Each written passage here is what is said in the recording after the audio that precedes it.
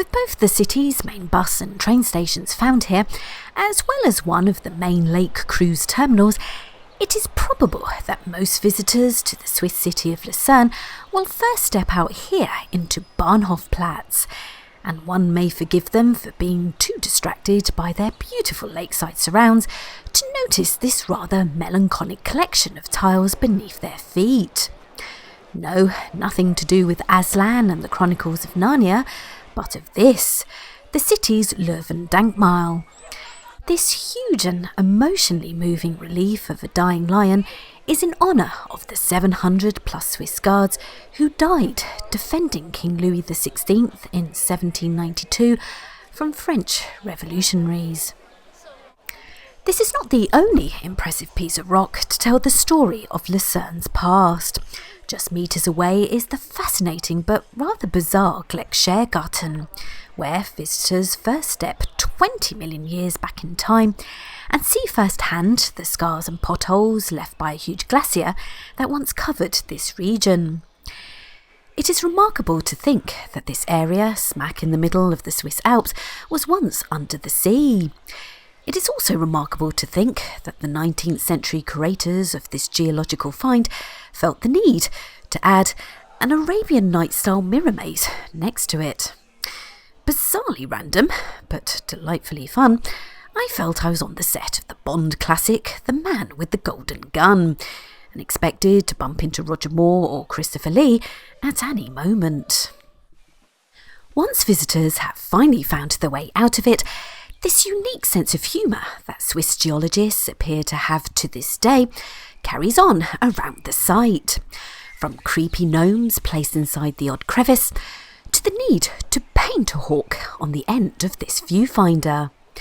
I'm still trying to work out what the connection, or indeed the joke, is between the Ice Age and these domesticated rabbits found on the grounds. Lucerne is probably best known for its picturesque lake and the fabulous sights and activities available around it.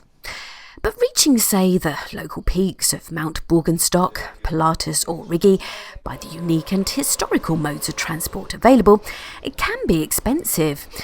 Very expensive. But there is a way to indulge in historical mechanisation to transport one to a lofty height and enjoy panoramic views of the lake without breaking the bank. Granted, its 21st century carriages may not be as charming as the Rigi barn or the Hamich-Van lift, but the Gutsch funicular has been transporting passengers for a few Swiss francs per ride up to the city's famous and recently reopened Hotel Chateau Gutsch since 1884. One is not obliged to stay at the hotel to use the funicular, although it is probably polite not to linger too long in the courtyard enjoying the views, if not staying to at least enjoy a drink from the hotel bar. But a part of the city where no obligations are required to enjoy similar breathtaking views, and where one can stay as long as one likes, within opening times of course, is along the top of the well-preserved medieval city walls dating from the 13th century. These historic fortifications include 9 stone towers, still intact, and of which 3 are open to the public, both to explore and capture that panoramic view beyond. But one shouldn't forget the great sights within the city itself, from such distinct historical buildings as the Hofkirche here, to these beautifully painted facades, some dating back centuries and others slightly more recent, that are dotted around the old town telling stories about the city's past tradings, traditions and residents, including this one of the famous German writer Goethe, who apparently once stayed the night here.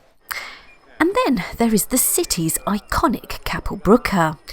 This stunning wooden bridge, dating back in parts to the 14th century, is famous for these 17th century painted roof panels, depicting significant events in Swiss history and mythology. Once lining the full 205-metre length of the diagonal bridge, sadly only 30 of these panels now survive, after a major fire in 1993 nearly destroyed them all and the bridge itself. A little further down the River Reuss is another and similar medieval bridge, the Spreibrücke.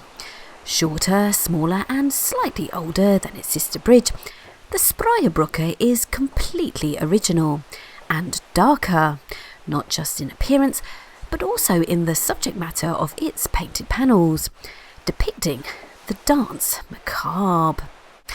Cue the music that postdates these paintings by 200 years.